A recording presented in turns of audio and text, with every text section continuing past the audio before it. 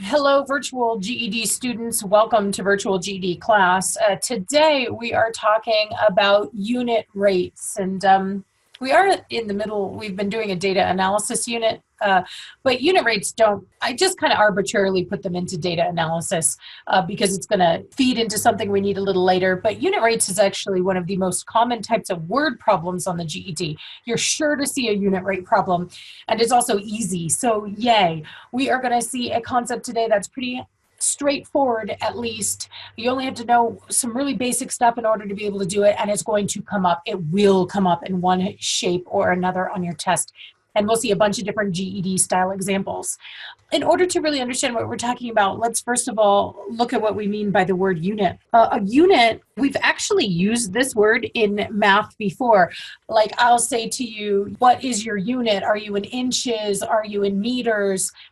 But we've also used it when we've talked about rounding. And like, for example, I've said to you guys before that when you round something to the nearest unit, you're basically rounding it to the ones place. The units place is synonymous with the ones place.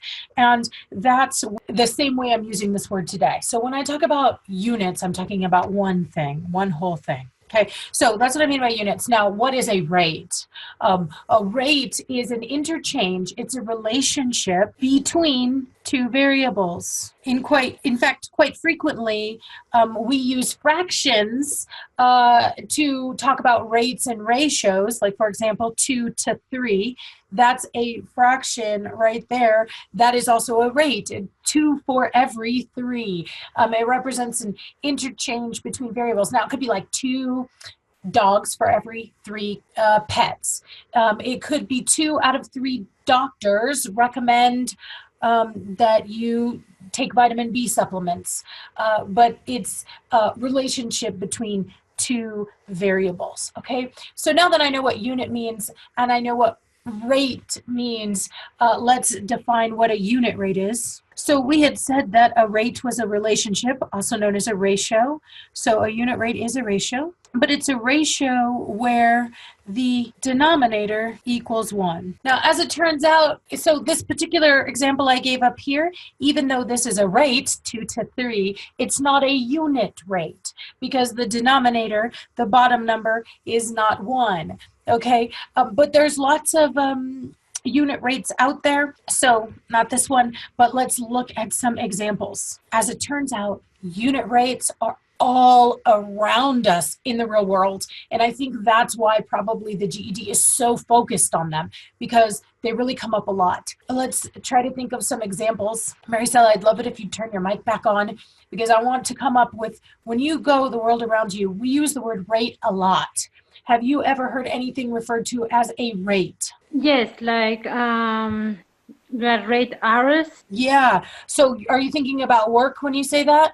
Yes. Yeah, we definitely have a pay rate, don't we? Yes. Yeah, they pay us, and it's a relationship between variables. You're right that they pay us based on the hour that we work, but we get paid in dollars, right? And so what we usually get paid for a pay rate is dollars per hour. Of course, that's not the only way to get paid. You know, if you're an hourly employee, then you get dollars per hour. But what if you're a salary employee? I'm a salary employee. We might get dollars per month or dollars per year. These are all examples of pay rates. And one thing I want you to notice is that every single one of these rate examples has an interchange of 2 variables. The dollars depend on the hours. The dollars depend on the months, or the dollars depend on the years. Okay, so certainly pay rates are not the only kind of rates. We actually have a ton of them. Can you think of any other kind of rates that come up in real life? Rate of the week. I'm not sure what you mean by rate of the week. So remember, it would be an interchange of 2 variables, like dollars per hour, dollars per month, dollars per year. So what are you thinking about when you say something per week? What are you thinking? How many days for work? Days per week. Oh, so like rates of, yeah, for sure. We do know that there's like 7 days in a week for sure.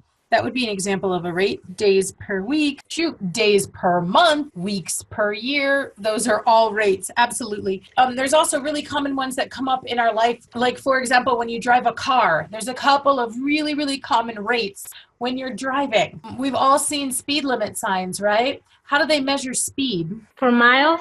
Yeah, what per mile? Oh no, we do actually miles per. For hours?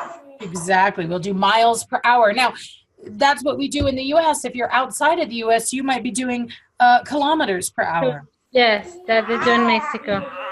Either way, those would be ways to measure speed, but that's not the only rate we measure with a car. Have you ever talked about your gas mileage? Have you ever heard anybody talking about gas mileage? Yes, my sister, because she worked 1 hour far, so she spent a lot of gas. Yeah, so she probably has a low gas mileage. She's probably sad about her miles per gallon, and she wants to get more miles per gallon out of her car. Instead of getting 12 or 15 miles with 1 gallon of gas, she probably wants to get 40 miles off of 1 gallon of gas so she can drive really far without using a lot of gas. So mileage is another great example. And another great example is interest rates. When they tell you that you're going to be getting 4% interest, that's 4%. They use the word annually. Have you ever heard that? 4% annually or 22% annually. What are they saying by the word annually? They're meaning per year. So your interest rate would then be 4% per year or 20% per year. Here's what I need you to notice. I need you to notice some super important things. The first thing that I want you to notice is that every one of these had two variables. Dollars per hour, something per something, days per week, miles per hour, percent per year. We are looking at that interplay of two variables, but also, do you see that word per? Notice that word kept coming up again and again and again. Per, per, per, per. Per is such an important word to understand when interpreting word problems. Per actually has a direct translation in math, and we talked about it when we did percents, and that's why I chose to group this in with this unit, because it kind of relates to percents. But do you remember what I said the word per means mathematically? Per means divide. It means the same as out of. Like we said, percent meant the same as out of 100 or divided by 100. For example, we had said like 56% could be rewritten as 56 out of or divided by 100. So per literally means divide. So we have two variables, and the relationship between those variables is a ratio relationship. They end up dividing. They end up in like a fraction format, like 56 out of 100. But of course, as we said, for a unit rate, it's always out of one something. So it could be, if I'm saying dollars per hour, I'm talking about how many dollars you make in 1 hour. If I talk about dollars per month, I'm talking about how many dollars you make in 1 month. Let's do some problems. So I have a bunch of example problems today. Now, they go from very simple to the most complex unit rate problems that we're probably going to see on the GED. But here's the good news. With some GED concepts, the simple stuff I'm just doing so you can get the hang of it. We got to get to the complex stuff for it to really be on the GED. But this is one topic that they like in all formats. So you might see any of these problems from the simplest to the most challenging on the GED. And it is an easy way to boost your score. Okay, so let's take a look at number one. Number one says, after working 42 hours one pay period, Berto made $913.50 in gross pay. And then they asked me this question. Look at what they asked me. They asked me, what is his pay rate? So right there, this is this clue that I'm looking for a rate. And then they tell me what unit they want his pay rate. Look at what they say to me. They say they want it in dollars per hour. I cheer when I see that phrase. That is so nice. I don't even have to remember how to find a rate, a unit rate. They just told me what to do.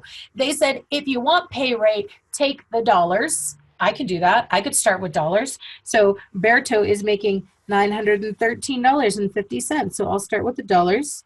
And then they say per it. They want me to per. Well, we said per means the same as divide. Bye. And what do they want me to divide by? Well, they said take dollars per hour. They want me to take the dollars and divide by the hours. And Berto worked 42 hours in order to make that much. And right there, I didn't have to know what to do. The problem told me how to set this up, as long as I remember that per divide. Oh, and I meant to say this on the other page, guys, but put this in your notes. We even abbreviate the word per with a slash all the time. Yeah, like you might have seen dollars per hour written like that in shorthand. Again, for the same because per means divide. I'm just going to pick up my calculator and I'm going to do this math. 913.50 divided by 42. And order matters in division. So it's super important if it says dollars per hour that you start with the dollars and divide by the hours, not the other way around. It's not about which number is bigger. It's about which comes first in the per statement. And I get 21.75. Now watch how I write this answer. This is $21.75 per hour. This is a rate, and so its unit is a relationship. A relationship in this case between dollars and hours, meaning that he makes $21.75 each time he works 1 hour. Super simple problem. Could you get one this easy on the GED? Yes, you could. It's like this.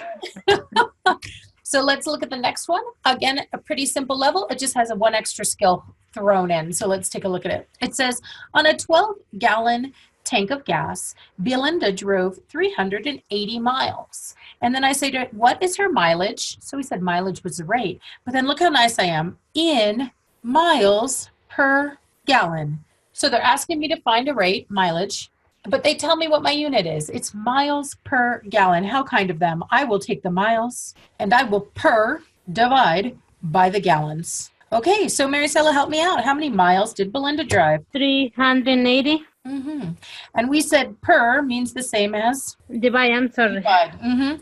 And then how many gallons of gas did Miss Belinda use? 12.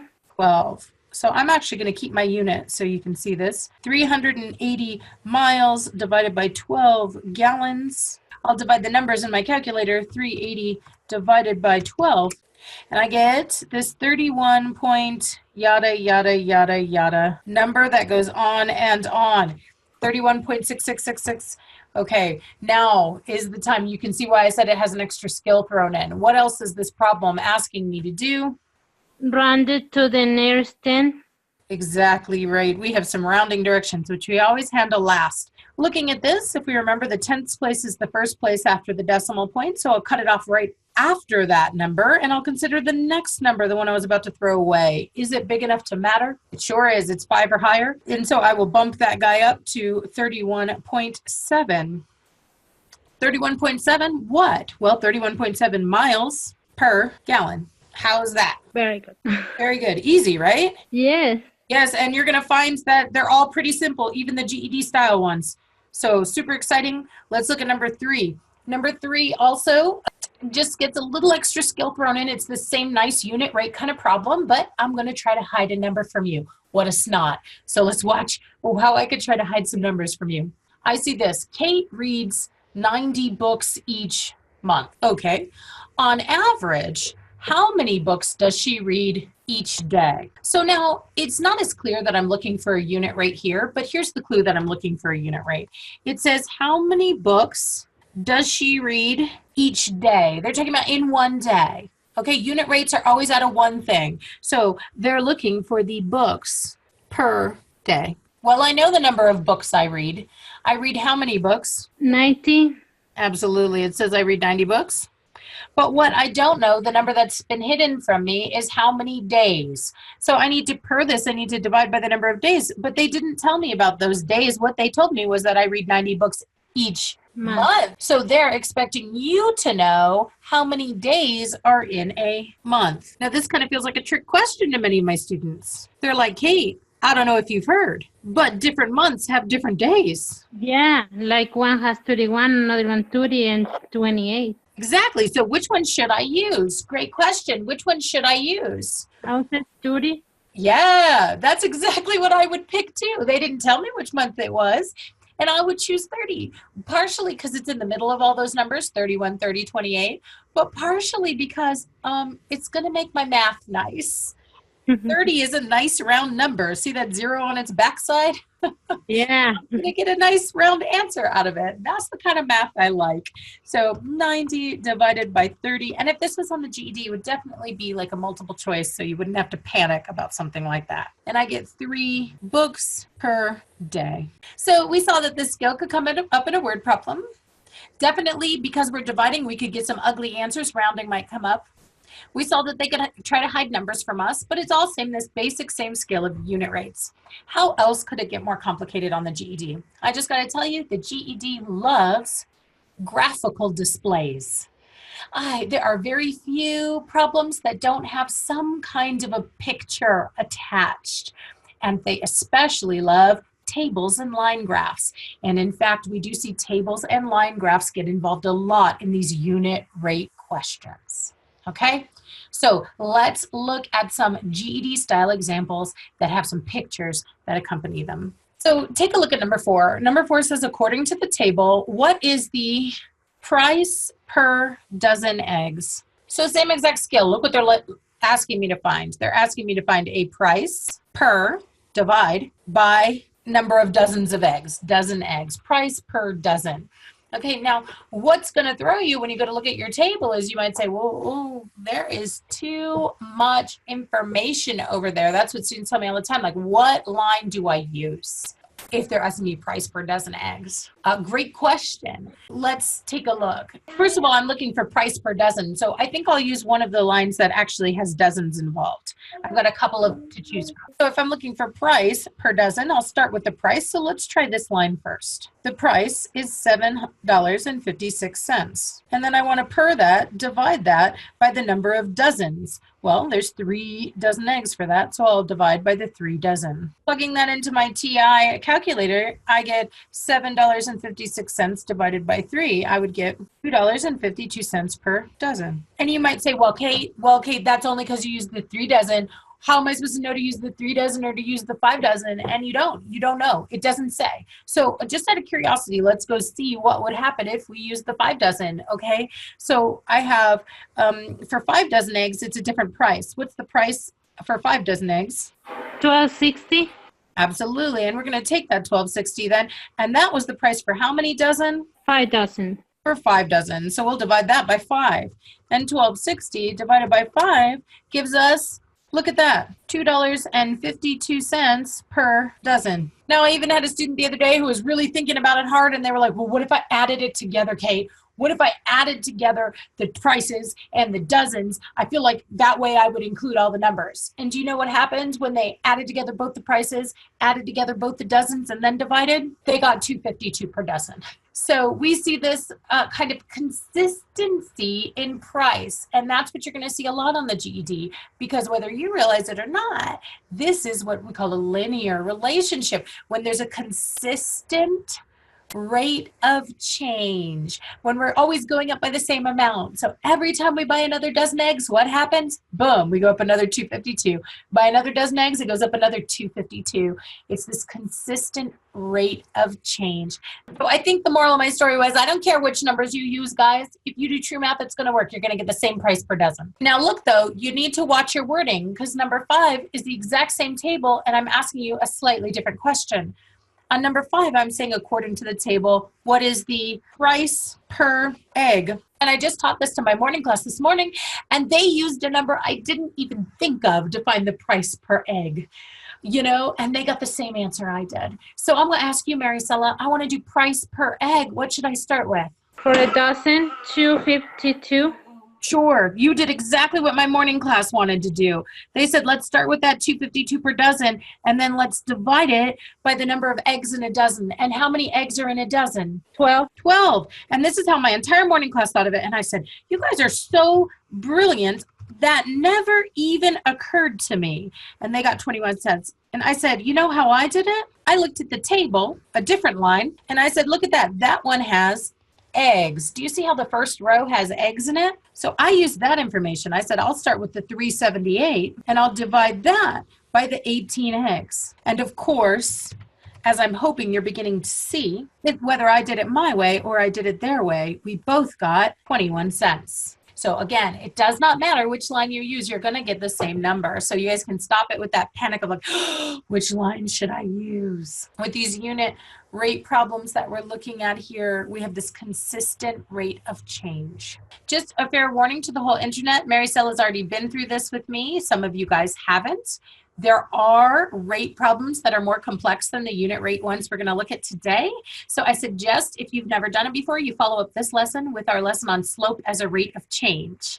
Slope as a rate of change is this same concept and gets a little more in depth.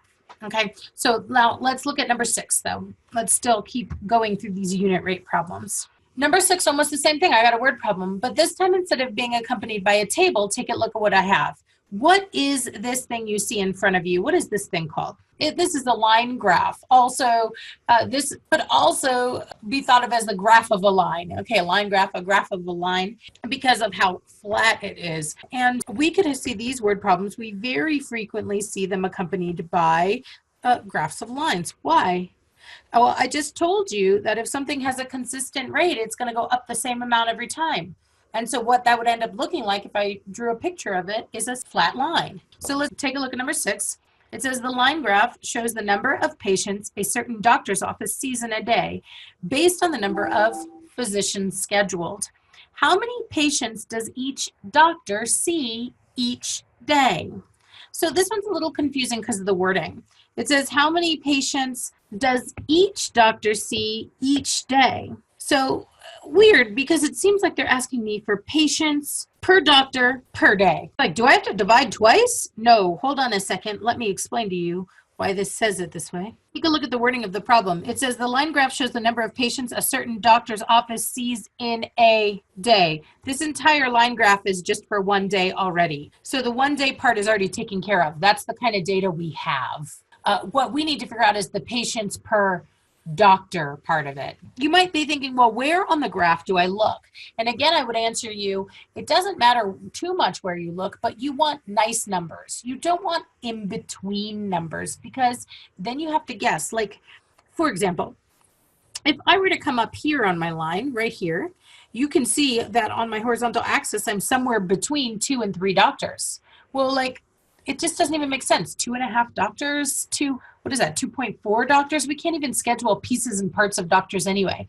So it wouldn't make sense to look there. But I sure could look here, right above 2 doctors, or here above 3 doctors. 3 or 4.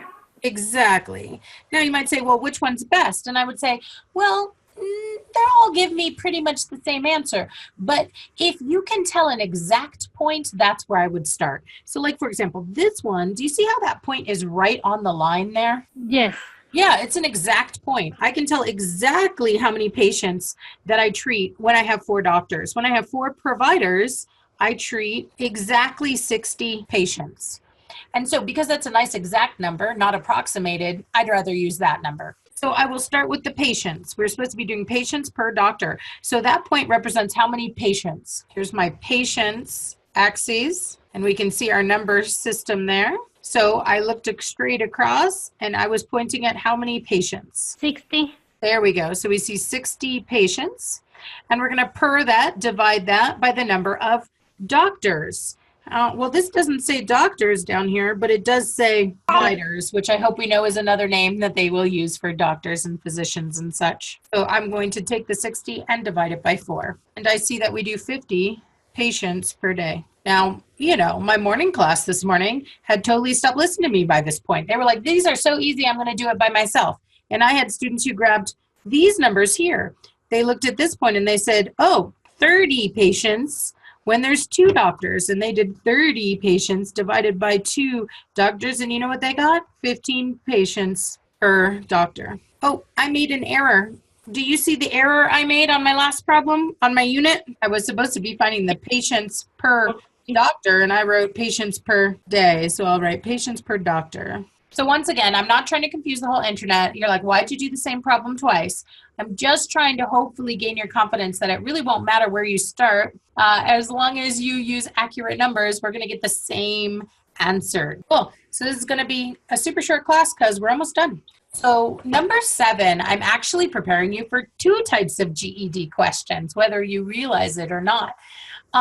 We have unit rates that appear on the GED, but they also love to make you compare different visual representations of information. So like, you know, They might give you advertisements for certain products and ask you to put it in order from cheapest to most expensive.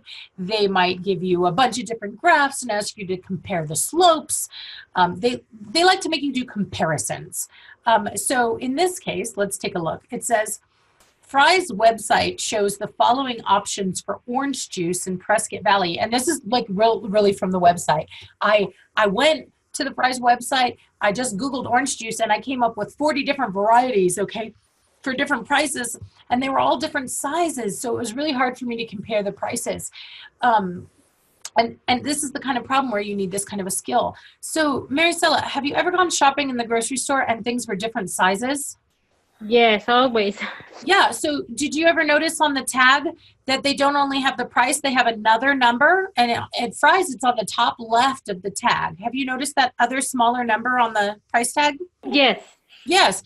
That will tell you like the price per ounce or the price per each. What they're doing is breaking it down to a unit price so you can compare prices. But I wasn't in the store. I was online on the website and I didn't have that information. This is all I had. What I had was a bunch of different prices of orange juice along with the sizes of the different orange juice. And if you noticed, like that $2.99 orange juice was for 52 ounces. The $4.49 orange juice is for a gallon. The $2.29 orange juice is for a half gallon. Like this orange juice $2.99 is for 59 ounces. How can I compare these prices when they're all different sizes? Well, it's going to be really hard unless I break it down to a unit rate. So I'm going to just make a little note to myself, use unit rates to compare. Now, we could be comparing prices. We could be comparing mileage of our cars. We could, like you said, your sister's car shopping. She's been comparing mileage of possible cars, I'm guessing. We could be comparing a lot of things, but unit rates are what we want to use when we compare things. Okay, so I want to compare these in unit rates. So what unit should I use? Well, here's one thing I noticed. I know a ton of these things here are based on the ounces. So I think I will compare it with the price per ounce. Is that the only way to compare these? No, just the easiest way that I see, since most of them are in ounces already, okay? Oh, and if I didn't read the problem already, since I'm getting so lost in my work, I'm supposed to be finding which orange juice is the best value.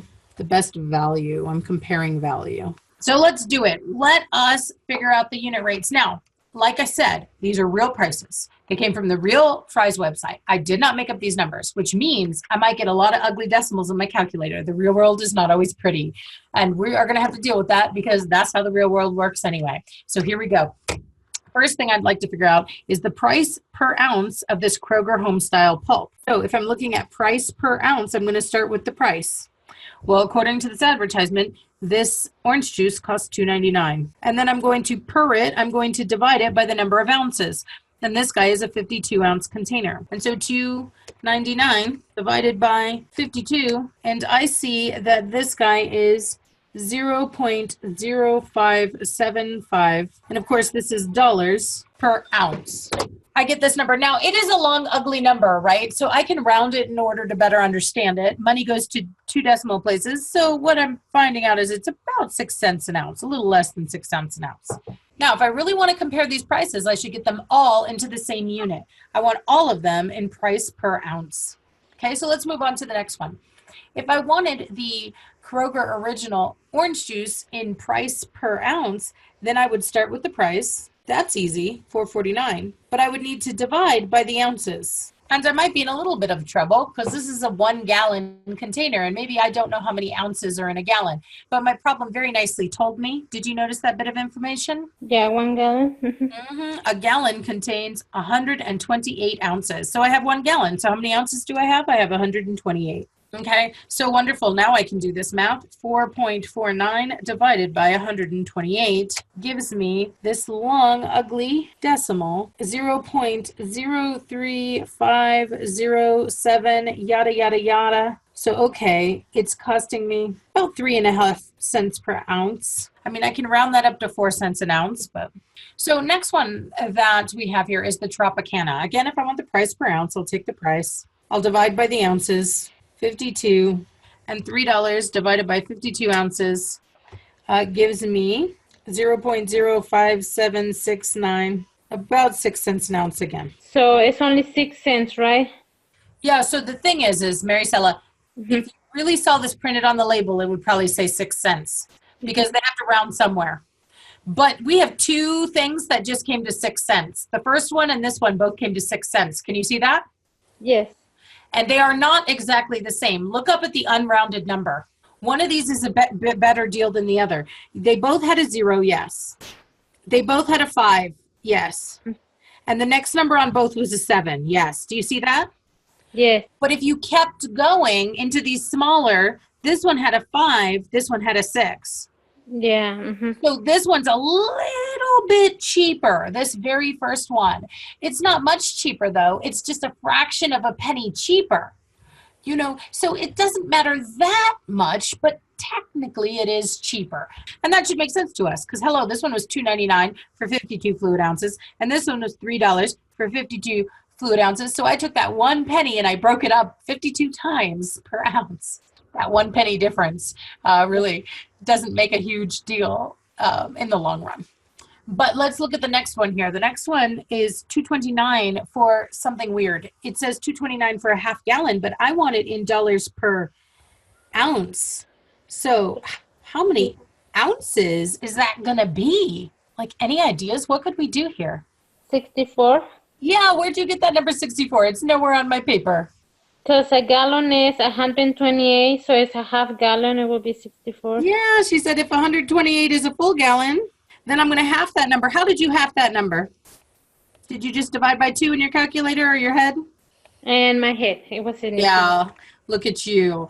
But some people can't do it in their head, so some people would need to divide 128 by 2 in their calculator to get a half of 128. Wonderful. So yes, exactly. I will take 229 and divide by 64. And this is another reason why it would be good to write down a lot of digits at first, even if you round afterwards, because, yeah, 0.0357, that's about 4 cents.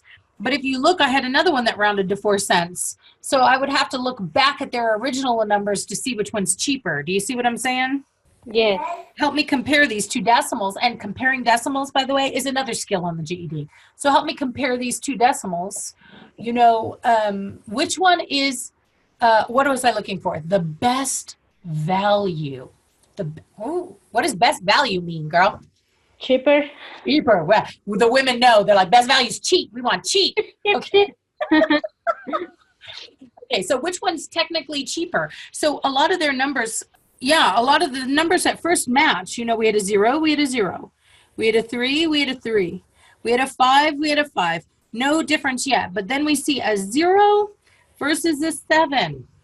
What's cheaper? What's less, 0 or 7? 0. Yeah. So far with what I'm going on, this guy is the cheapest so far. Does that make sense? Yes. Okay, let's keep going and make sure. So this is what I noticed. This next guy is also $2.99 for also 52 ounces. It's the same exact price as the one above it. It's not going to be cheaper. Next one is also $2.29 for a half a gallon, just like this one. Also $2.29 for a half a gallon, like my top right one. Also not going to be cheaper. Man, this pen is really acting up. It's like sending things all over the place.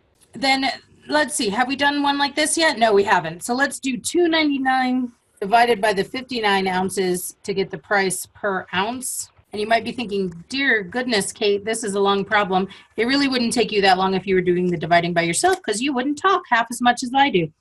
And you get 0.0506, yada, yada, yada. So what do you think? Is this a contender for the cheapest orange juice? No, I think it's the most expensive. Yeah, that one's expensive. We're looking at like 5 cents an ounce. Little better than our Tropicana, but our Kroger brand is better.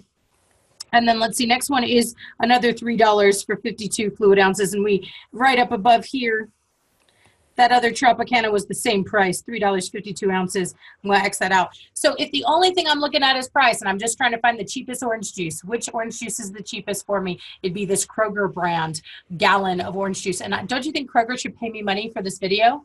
Yes, Kroger, send me orange juice. I'm like, I got a lot of kids to feed. I know. Right? Now I'm going to look in that because we have to go buy groceries today. But we can see that when we compare that unit rate, which one is really the best deal here. And so it's definitely that Kroger gallon size.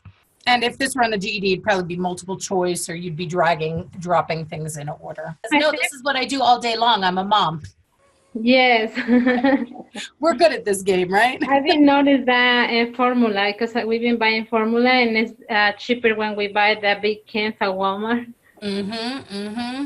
So in the first one, I was just straight up, or I shouldn't say in the first one, but in the last problem, I was just straight up comparing different unit rates. But they could just not only have you compare unit rates, but also have you compare different kinds of visuals. So take a look at this example here. It says the pay collected by 4 private tutors based on their hours of work are shown below, and to the right as well. Order the tutors from least expensive to most expensive. And we have different kinds of visual representations of our data.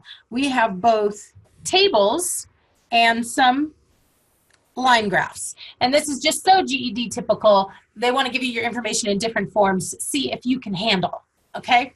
So, but we're trying to order the tutors from least expensive to most expensive.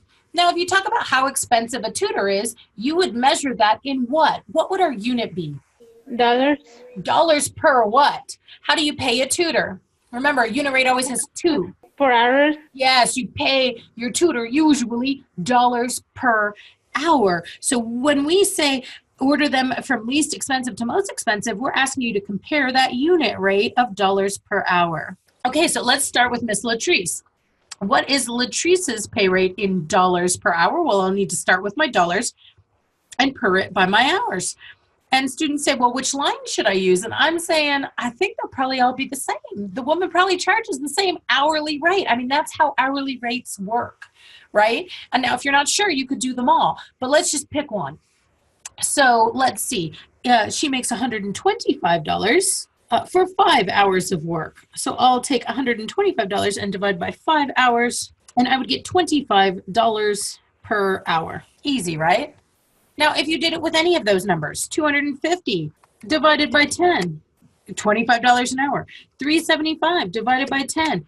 Oh, I did it by 10. I was like, it's wrong. No, 375 divided by 15. There we go. Got to read your chart, Kate. Would give me 25. And 500 divided by 20. It doesn't matter which one of these lines you get. This woman still charges $25 an hour. They're not all so simple on the GED, like I said. Are there times where it's not the same on every line? Yes, and that's why you need that slope as a rate of change unit if you haven't seen it. But this very does commonly happen in these unit rate problems, okay? So now let's look at Michael and how many dollars he's making per hour. So start with some number of dollars for me from Michael's table. Which one shall we use? 66. Sure, we can use 66. And he made that 66 working how many hours? 3. So we will divide by 3. Yes, and we get $22 an hour. Wonderful. Michael's undercutting Latrice a little bit here. Now let's look at Jaime. Okay, how on this line graph here, it says Jaime's tutoring income, okay? Again, I want to compare dollars per hour. So I need to look at a point on my graph that tells me both the dollars and the hours. Now, my students were kind of struggling with this graph because they looked at it and they said, well, when he works 4 hours, he makes some amount we don't know. It's like a little above 100. And when he works 8 hours, it's some other not perfect number we don't know, somewhere between 200 and 300. And when he works 1,200, oh my goodness, I'm still struggling to see it. Or when he works 12 hours, sorry. And when he works 16, same thing. I don't know exactly how much he makes. I'm not quite at the line.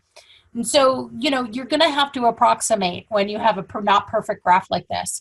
So my advice to you is the higher you go, the less approximation will matter. When the numbers are small and you approximate, a little bit of an issue can make a big difference. When the numbers get larger, little issues don't make that much of a difference. So I'm going to choose this point. And that's just a wisdom principle, okay? It's not like you'd be wrong if you did the other ones. You might be just a little less accurate. Okay, so let's do this one here. How many dollars am I looking at? Well, I'm definitely between $400 and $500. I'm closer to 500 than 400. I don't know what it is, like 475 maybe? Let's guess that it's 475. Okay. Now, I'd like to divide that by the number of hours. Now, that's clear and obvious off the graph. That's 16 hours of work, okay? Now, if I do 475 divided by 16, it's not going to look too pretty. I get this long, 29.6875 per hour. But, you know, it might not be perfect, but it's close enough to compare it to the other ones. That's all they're asking me to do, not get perfect numbers, just compare. Does that Yeah. make sense? Yes, because I compared to the small one. I put $110 divided by 4. Yeah, so you got, let me see, let me do it Maricella's way. She did 110 divided by 4, and she got 2750. Again, we didn't get perfect exact numbers because we were both estimating. But because I used the bigger ones, mine probably is closer than yours. But they're both around 30 bucks. Does that make sense? Yes. Okay, cool. So now let's look at Ming's earning on the other hand. Ming's, which we want dollars per hour. Where are some numbers that you see from this graph we could pull to try to figure out Ming's dollars per hour? 10 and 200. Sure, 10 and 200. And that one is right on the line, so it looks nice and easy. It doesn't look like I'm gonna have to approximate much. She makes $200 in 10 hours, or I think Ming is actually a female name. I'm not sure. 200 divided by 10 gives me $20 an hour. So once again, I might not have perfect numbers, but you know, they're good enough that I can compare, that I can order these tutors from least expensive to most expensive. So who is the least expensive tutor then? Ming. Yes, absolutely. Ming is the least expensive tutor at only $20 an hour. Next least expensive then? Michael. Absolutely. Michael's only charging $22 an hour. Then Latrice at $25 an hour. And then finally, whether Jaime is charging $27.50 or $29.69 or 30 bucks an hour rounded, yeah, Jaime is the most expensive. Mhm. Jaime's probably a calc tutor, right? Yeah. Calc tutors make all the money. It's finals time right now. My 18-year-old daughter is a tutor, and people are offering her very large amounts of money to help her with their calc so they don't fail their finals. They're like, do you want $30 an hour? She's like, sorry, too busy. Can't take any new students. So, man, if you could be a math tutor, you'll be in demand, y'all. Any questions about number 8, Maricela? How'd it work? No, it was really good. It's really good, right? This is not a hard concept. I think mostly because it's so practical to our life, isn't it? We have to do this kind of stuff, right? Yeah, we need problems like this. Yeah, well, they're on the GED. They will be. So, yay, we need some easy points, especially after how rough some of our last sessions have been. You know, it's like, whew, am I really going to remember all this for the test? Maybe you won't remember all of it, but whew, this would be an easy one to remember and give you a quick score boost. Yes. Mm-hmm. Okay. I get a lot of this. Yeah, you said all of them. I want unit rates everywhere. This is actually, remember how I said, I keep saying that you should watch the slope video? Unit rates are very much related to slope, because remember we said slope is a rate of change? Yes. So these are interrelated concepts. That's why I keep telling people to follow it up with a slope video. Okay, so number 9, and why did I say that? I said that because slope is the GED's like one of their favorite topics. They just love themselves some slope. Okay, so number 9, the table below shows the rates for Jack and Jill's water fetching services. How much more would you pay for 7 buckets of water from Jack than you would for 7 buckets of water from Jill? Now, technically, this isn't a unit rate problem. However, take a look at what they gave me versus what I have.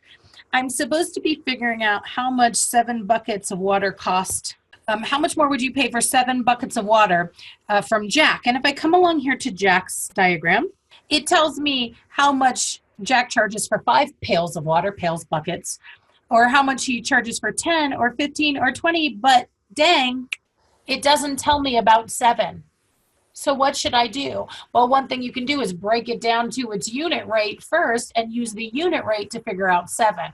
Yeah, and I got the same problem on the table. I mean, look at the table. I have 3, I have 6, I have 9, I have 12. I mean, I know 7's in here somewhere, but exactly where would be a little hard to pinpoint.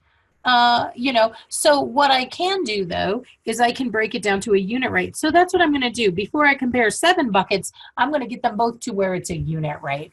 Okay, so let's take a look at Jill. Let's look at Jill and what is her price per pail of water. Okay, so Jill's over here on a line graph. I'm going to have to pick a point if I want to analyze it. So I don't know. I did 6 and 3 or 3 and 6. Okay, so Maricela did 3 and 6. So if I'm doing dollars per pail, I'm going to need to start with the dollars, 6, and divide it by the pails, that's 3. And I find out Jill charges $2 per pail. Now, Maricela said she did 3 and 6, right as I was drawing 6 and 12. What if I just taken the $12 cost and divided by the 3 or the 6 pails? $12 cost divided by 6 pails would still give me $2 a pail. So we're safe either way. So we good with that? Yes. Now, I'm not just getting Jill to tote 1 pail of water for me. I actually want to compare how much I would pay for 7 buckets of water from Jill. So goodness, if I pay $2 for the first pail, $2 for the second pail, $2 for the next one, how can I figure out how much I pay for 7 pails? Multiply by 2. Exactly. I'm going to take that $2 per pail and I'm going to multiply it by the 7 pails because I'm going to pay $2 each time she carries a pail. I'm going to pay $2 7 times and I get that it'll be $14 for 7 pails of water. And we can see we don't only find unit rates, we can also use unit rates on the GED. Okay, now let's look at the second example here. It says Jack's water fetching. Well, we're supposed to be comparing how much we would pay for 7 buckets of water from Jack with 7 buckets from Jill. So again, I don't have 7 on my table. It's not there. But what I can do is break it down to a unit rate first. So let's do that. Let's figure out the dollars per pail for Jack. Jack charges me, which line would you like to use at the table here? I use the first one again. Sure. He charges me $15 for 5 pails. That means he charges me $3 per pail. I don't want to compare how much it is the price per pail. I actually want to compare the price for 7 pails. So if Jack goes up and down that hill 7 times, charging me $3 each time, that's going to be 3 times 7, or $21 for 7 pails of water. So here I am comparing. Now let's look at the way they want me to compare these two numbers. It says, how much more would you pay for 7 buckets of water from Jack than you would for 7 buckets of water from Jill? There's this phrase, how much more? Mathematically, how do we find how much more?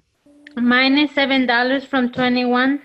Exactly. I'm going to minus $14 from 21, but you're right. It's minus. How much more, how much less? That's a difference problem. And so I'm going to take the $21 that Jack would charge me.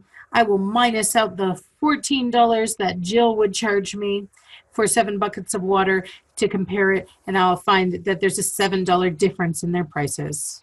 And I am a mom who's always looking to save money. So I'm totally using Jill's water toting service. Me too. Okay. Any questions about this problem?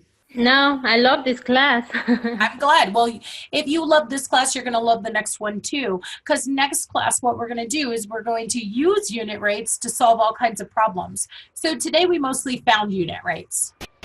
We had this one problem at the very end where we used unit rates a little bit. You know, we multiplied by 7. Okay.